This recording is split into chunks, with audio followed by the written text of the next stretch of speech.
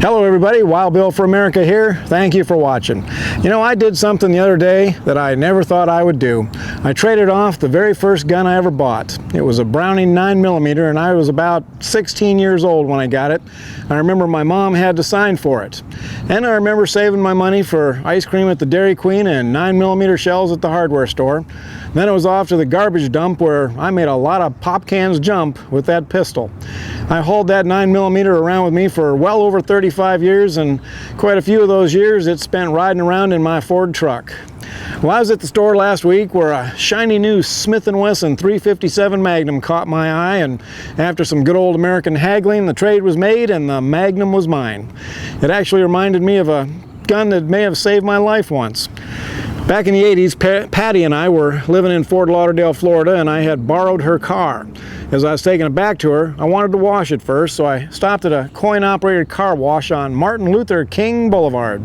Now, Patty kept a shiny Smith & Wesson 357 in a holster under her seat, and since I knew that was a bad neighborhood, I stuck that gun into my waistband. Sure enough, I wasn't there 1 minute before 3 guys drove up and asked me if I wanted to buy some rocks, which is crack cocaine. I told them in no uncertain terms that I don't do drugs and told them to get lost. One of them asked me if I was a cop, and I yelled back at them, "Yes, I am, and they better get going." Well, they didn't leave. The passenger got out and opened the trunk of the car, and as he reached in, he said, "I got something for you." Now, I have no idea what he was reaching for, but I'm betting he wasn't going to give me flowers. When he looked back at me, I had that 357 aimed right at his face, and I told him when his hands come out of that trunk, they better be empty. Well, his hands were empty when he brought them out, and he got back in the car. They then drove off glaring daggers at me, and I finished washing the car with the spray nozzle in one hand and that shiny Smith & Wesson in the other. Now, the goofy liberals who see this are going to say that I was wrong because I should not have stopped in a bad neighborhood and that I should not have angrily cursed drug dealers.